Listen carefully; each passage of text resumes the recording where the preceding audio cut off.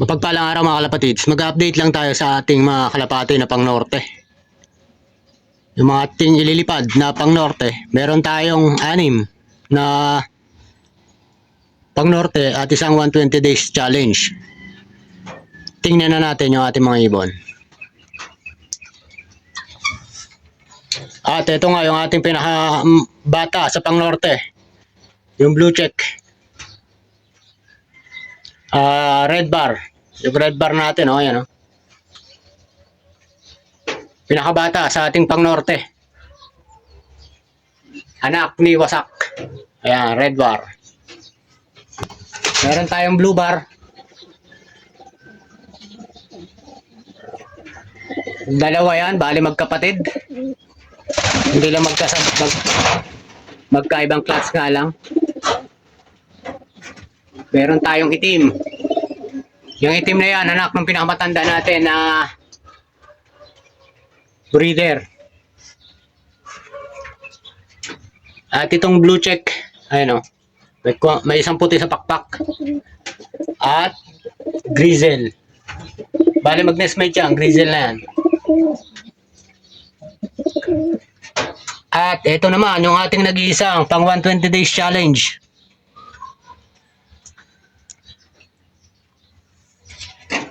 Yan, blue check. Anak ni Bulak. 120 days challenge. Sa sunod na mga araw ay magkakaroon na ng bakunahan. Sa 5, bakunahan na. Para sa mga pang norte natin, na meron tayong isang 120 days. Grizzle. Blue check. Red bar. Itim. Blue bar. At isa pa ang blue bar. Yan ang ating mga pang norte. Andito rin si Wasak. Si Basag. Yan si Basag ay kapatid ng dalawang blue bar na to. At yung sa taas, anak ni Ibas. Ayun o. At itong ibon nabigay sa atin ni Sir Allison. Meron din tayong pang reserva rito. Ayun o. White grizzle. Kapatid ng itim natin yan. Hindi lang sila magkasabay ng pisa. Magkapatid. At meron pa rin tayong isang black tiger grizzle yan. Kapatid din yan neto. Magkakaiba sila ng clutch. 3 clutch yan na sunod-sunod. Una itim, white grizzle at black tiger grizzle. Meron din tayo isang grizzle dito, yung isang breeder natin. Pinapalipad-lipad natin. Magulang nitong dalawa natin pang laro. Yan o. Yan. Tingnan pa natin yung iba nating ibon, yung mga breeder.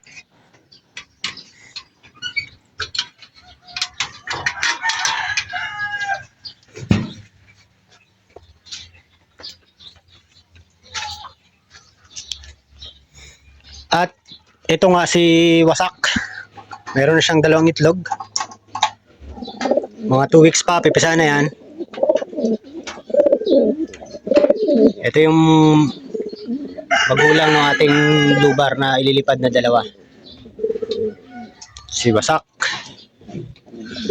Kukunan natin pang norte. Ito naman yung pahiram sa atin ni Sir Alan na ibon. Bale, pangalawang clutch nila ngayon. Nung unang nga lang na disgrasya, napatakan ng tubig yung kanilang pugaran at namatay ang inakay. Yan, malapit nang kunin to. Dahil gagamitin din ng nagpahiram sa atin. Ito yung mga lahi na dumudulo, tumatawid ang ibon. Yan o.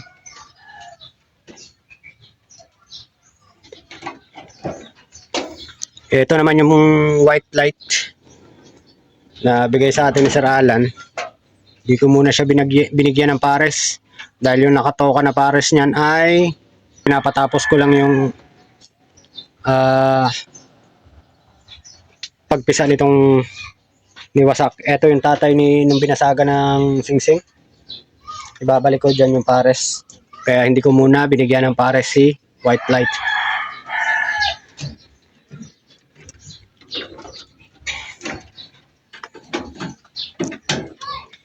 Ito naman yung isang pairing natin. Yan. Hindi ko alam kung malapit na ba umitlog yan. Yung na-acquire natin galing sa Abra. Dating player ng Oriental. Yan. Yung white light. At ito naman si Bulak. Pinagsama ko na rin yung pares nila, pero bala ko babaklasin ko pa rin.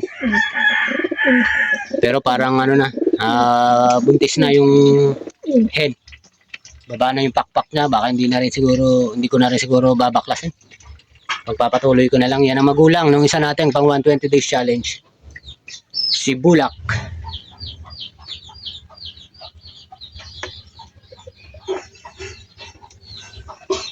At ito yung hen na ibabalik pares natin. Yan yung nanay ni Basag, nanay nung binasaga natin.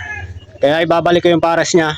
Rest back tayo sa south, dahil nga maganda na yung nilipad ng ibon natin na si Basag.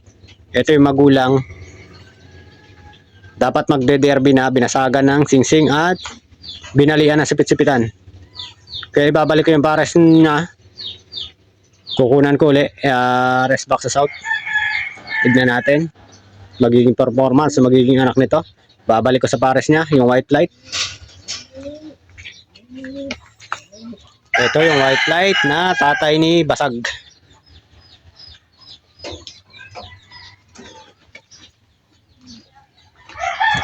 Meron din naman tayong ibon dito, yung galing kay Chano.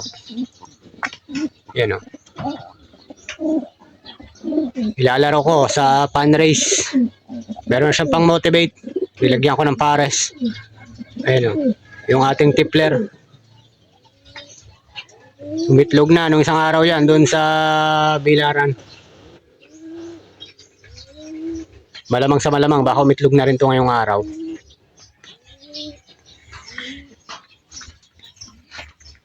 At ito naman yung pinakamatanda nating ibon. Ating magulang ng itim at white grizzle at black tiger grizzle. Yan. At ito naman yung itim.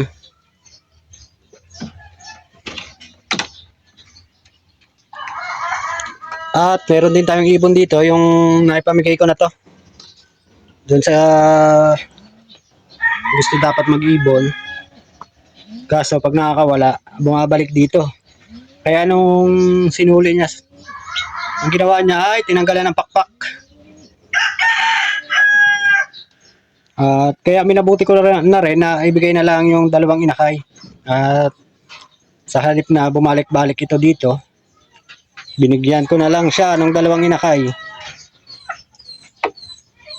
Bali, yung nung huling video ko ay pinakita ko yung tatlong inakay na magkakasama kasama ng 120 days challenge ay ibinigay ko na nga doon sa bata. Mahilig din mag-ibon, kaya ito dapat yung binigay ko. Pinalit ko na lang ulit.